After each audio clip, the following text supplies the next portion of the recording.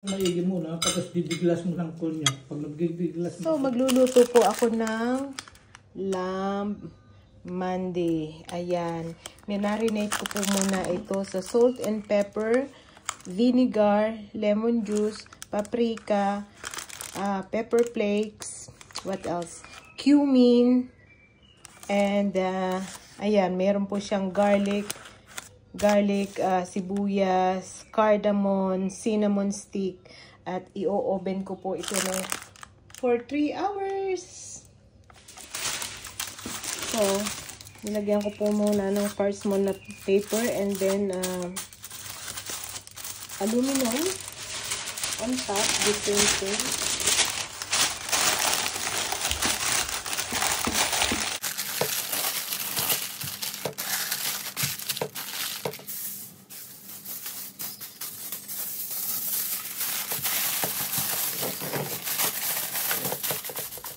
So, heto na po yung lamb na aking niluto sa oven for 2.5 hours.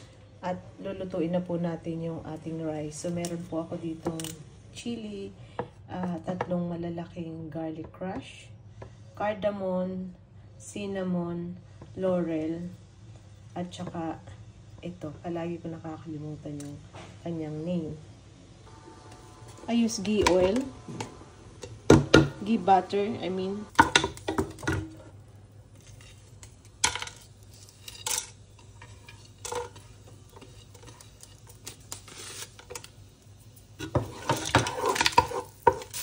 So now it's brown. We add on 4 cups of water.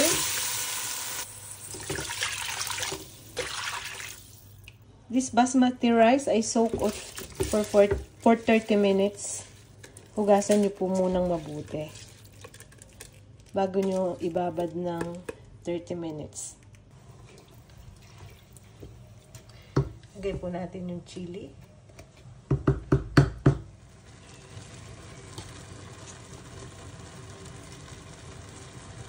Ito po yung sauce na galing dun sa inoven ko na lamb.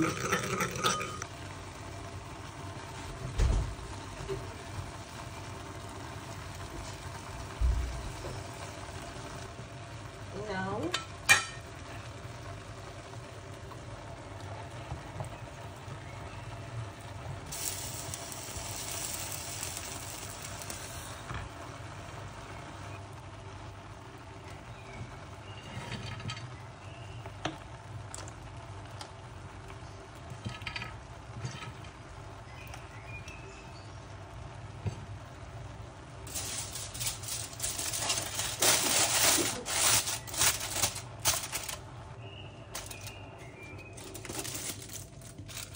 it's cooked.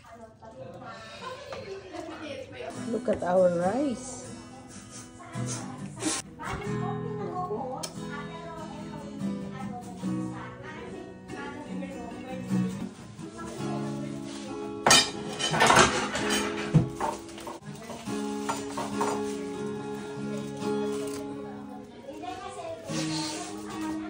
Hindi na nagpaluto si... Nag-vlog.